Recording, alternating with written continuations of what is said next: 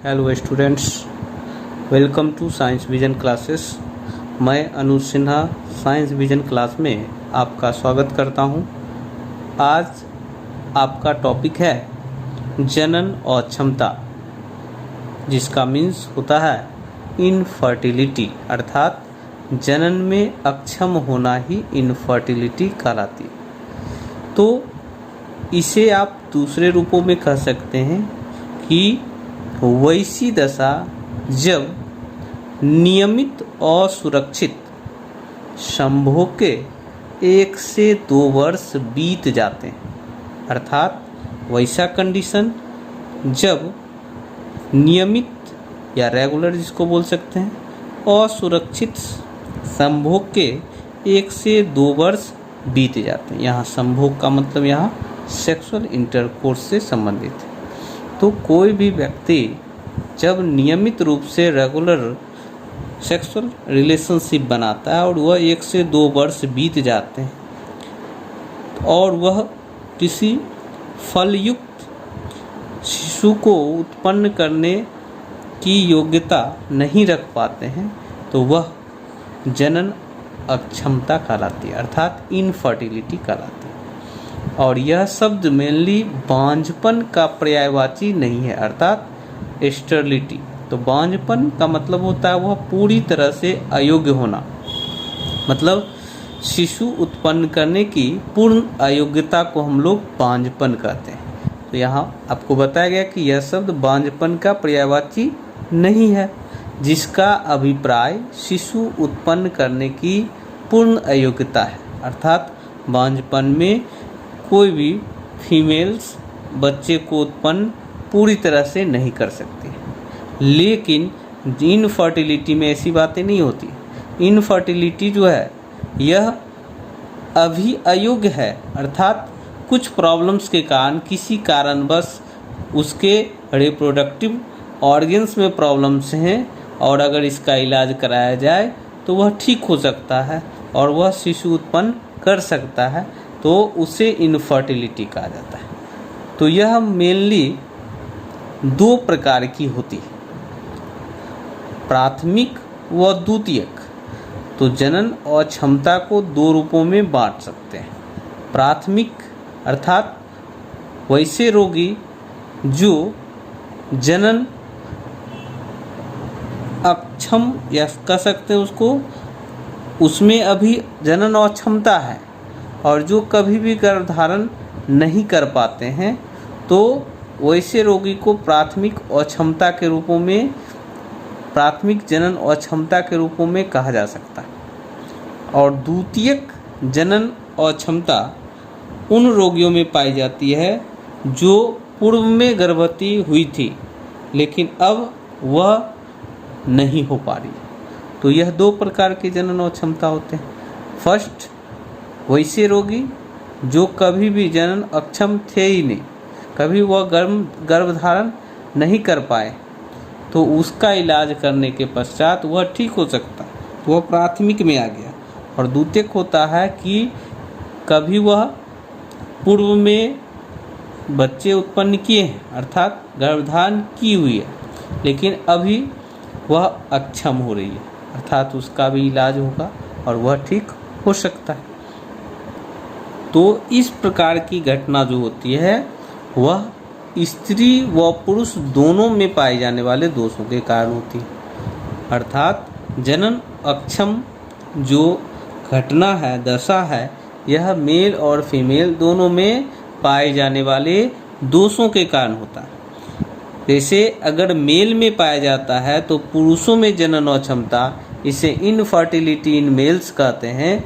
इसमें देखते हैं हम लोग, तो मेल में किस प्रकार की जनन अक्षमता होती है। तो आप जानते हैं कि पिछले क्लास में आपको बताया गया था कि जनन सक्षम नर वे नर होते हैं जिसके प्रति स्खलन, अर्थात प्रत्येक इंजेक्शन पे 3 से 4 ml सीमेन सेक्रीट होता है।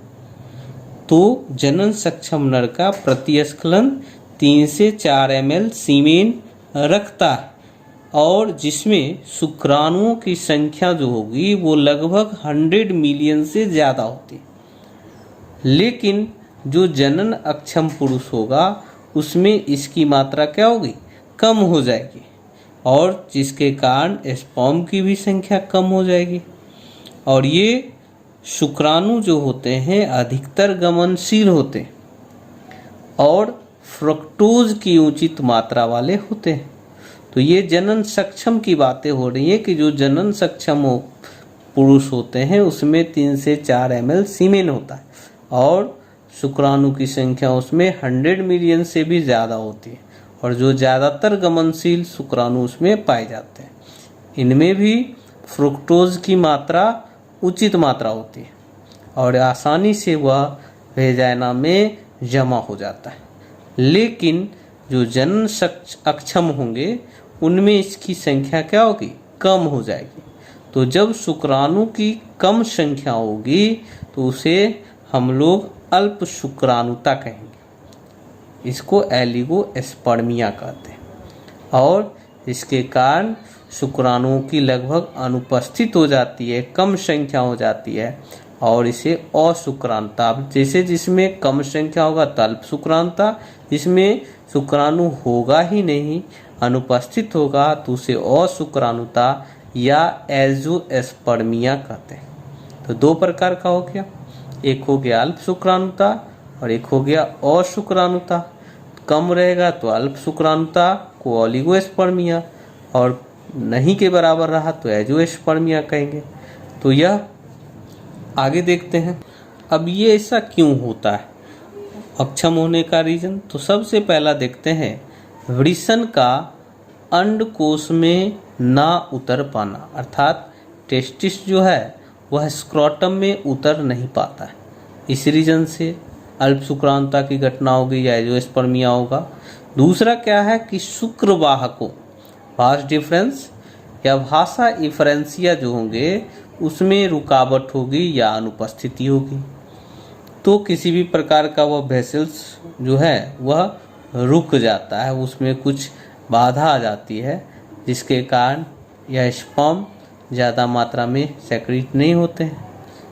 अधिक शराब पीने से शुक्राणु जनन घटता है, अर्थात ज़्यादा मात्रा में अल्कोहल लेने से स्पर्मेटोजेनेसिस की घटना जो है वो घट जाती है। उसके बाद गोनेडोट्रोपिन अपूर्णता होती है, मतलब गोनेड्स का जो निर्माण करने वाले हार्मोन्स होते हैं उसकी कमी हो जाती है। फ्रुक्टोज की भी मात्रा घट जाती है। उसके बाद क्लिनफेल्टर सिंड्रोम उत्पन्न होने लगता है, और 7वां पॉइंट से स्खलनीय दोषों के कारण, मतलब इजेक्शन जो होगा उसमें दोष होने के कारण वेजाइना में शुक्राणुओं का अधिकतम जमाव रुक जाता है, अर्थात यह एक ज़्यादा मात्रा में लिक्विफाई हो जाने के कारण वेजाइना में टिक नहीं पाता है, अर्थात स्टोर नहीं हो पाता है। इन सभी रीजन्स के कारण पुरुषों में जनन अक्षमता होती है। तो आपने देखा कि इनफर्टिलिटी जो है किस प्रकार की घटना होती है और यह कितने प्रकार का होता है, मेल में किस रीजन से होता है। अब देखते हैं आगे फीमेल्स में इनफर्टिलिटी किस प्रकार का। तो इनफर्टिलिटी इन फीमेल्स देखते हैं। तो आप जानते हैं, जैसे आप मेल में देखें कि प्रति स्खलन मेल में 3 से 4 ml सीमेन अगर होता है, इजेक्ट होता है, तो अर्थात वह जनन सक्षम नर होता है।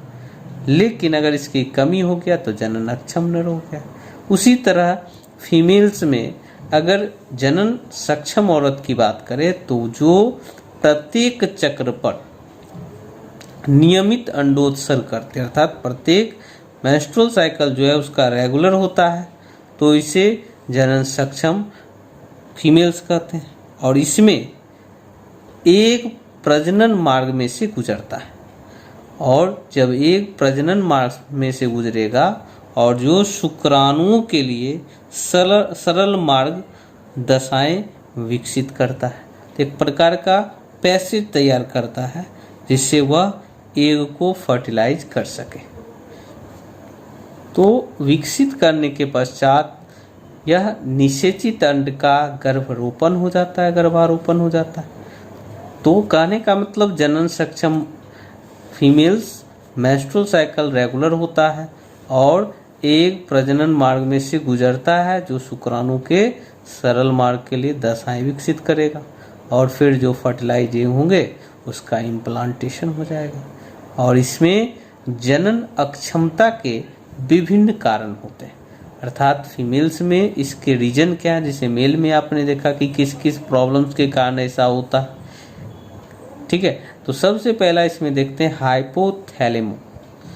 ये हाइपोथैलेमो क्या है, तो पीयूष संकर की अपूर्ण क्रिया, पीयूष ग्लैंड्स आप जानते हैं हमारे पिट्यूटरी ग्लैंड्स जो कि ब्रेन में पाए जाते हैं, और इसके द्वारा द्वितीयक रूप से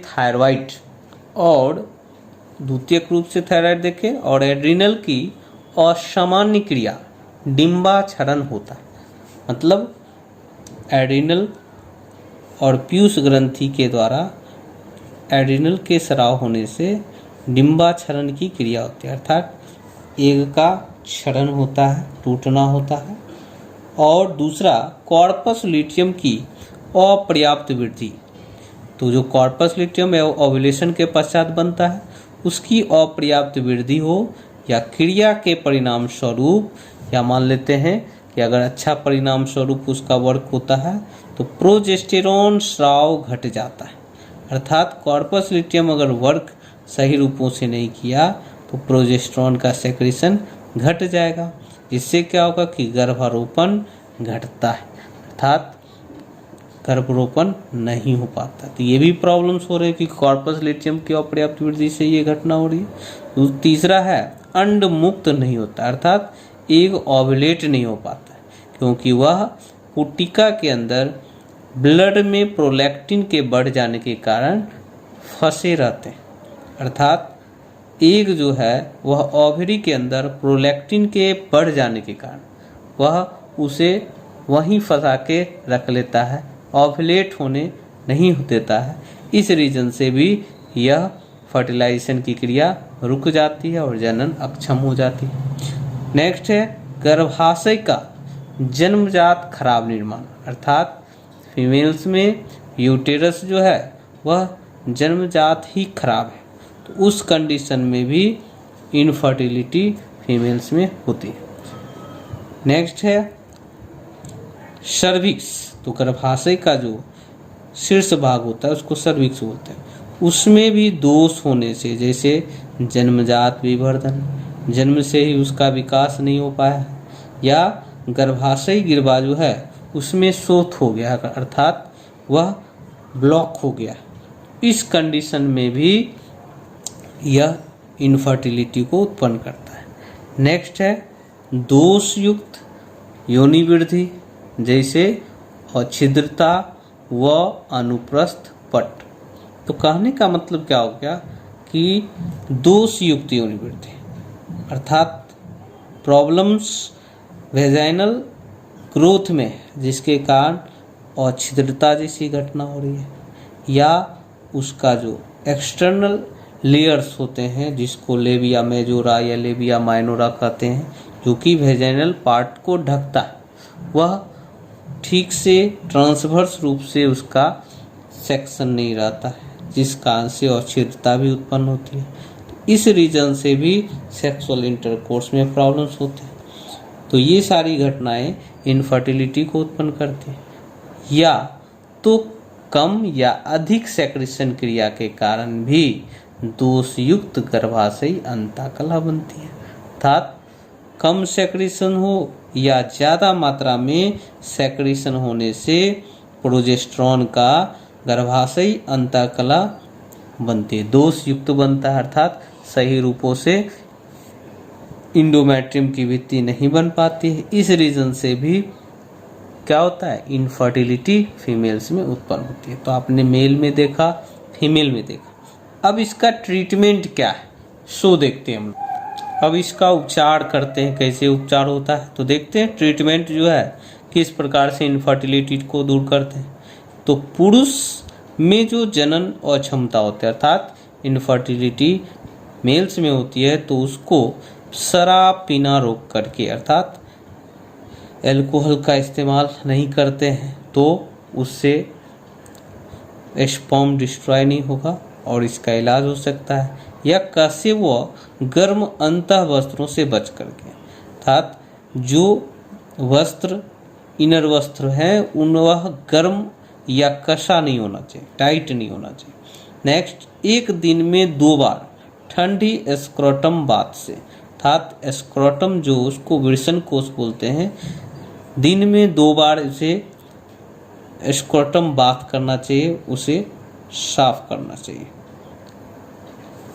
उसके बाद विटामिन ई, सी, B12 व अल्प शुक्राणुता को सुधारने के लिए हमें फॉलिक एसिड का इस्तेमाल करना चाहिए। उसके इस्तेमाल होने से इसे ठीक किया जा सकता है।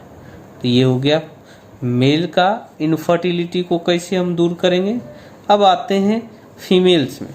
फीमेल्स में डिम्बोत्सर्जन अर्थात ओव्यूलेशन जो एक का होगा उसे क्लोमिफेन साइट्रेट के जरिए या HNG के जरिए या FSH जो फॉलिकुलर स्टिमुलेटिंग हार्मोन्स होते हैं या HCG hormones, human chorionic gonadotropin hormones हैं या गोनेडोट्स रिलीजिंग हार्मोन्स हैं, इन सबों के द्वारा प्रेरित होता है क्लोमिफेन साइट्रेट या कुछ भी जितने भी हार्मोन्स हैं इसके द्वारा डिम्बोत्सर्जन को प्रेरित करते हैं, तो ठीक किया जा सकता है इनफर्टिलिटी को। ये डिम्ब क्षरण ओलिगो डिम्बोत्सर्जन की स्थिति पर निर्भर करता है, अर्थात जो डिम्ब क्षरण की क्रिया होती है ये ओलिगो डिम्बोत्सर्जन की स्थिति पर निर्भर करता है, इसकी मात्रा ज़्यादा है या कम है। अब है ट्यूबल या गर्भाशयी दोष अगर होता है किसी प्रकार का, अगर समझ सकते हैं फैलोपियन ट्यूब में प्रॉब्लम है या यूटेरस में प्रॉब्लम्स हैं, उस कंडीशन में शल्य चिकित्सा द्वारा अर्थात सर्जिकल मेथड के द्वारा या एंडोस्कोपी के द्वारा या हाइड्रोट्यूबुलेशन की विधि द्वारा उसे सही किया जा सकता है। तो इसे वॉश भी किया जाता है और जो भी यूटेरस प्रॉब्लम्स हैं उसे आप एंडोस्कोपी हाइड्रोट्यूबुलेशन द्वारा सही कर सकते हैं। तो ये सारे उपचार हो गए फीमेल्स में। तो आपने देखा कि इनफर्टिलिटी क्या होता है और इनफर्टिलिटी मेल्स में किस प्रकार का होता है, फीमेल्स में किस प्रकार का होता है, और इसे स्टेरिलिटी से कंपेयर किया जा सकता है लेकिन उसे माना नहीं जा सकता। अर्थात ये एक प्रकार का प्रॉब्लम्स हैं कुछ दिनों के लिए, अगर इसको सही से इसका उपचार कराया जाए तो इसे ठीक किया जा सकता है, लेकिन स्टेरिलिटी में ऐसी बातें नहीं होती। अगर बांझपन है तो है, वह कभी ठीक नहीं हो सकता है। तो आशा करता हूँ कि इस टॉपिक को आप बहुत ही अच्छे से समझे होंगे और इसे लाइक करें, सब्सक्राइब करें, कमेंट बॉक्स में कमेंट करना ना भूलें। धन्यवाद।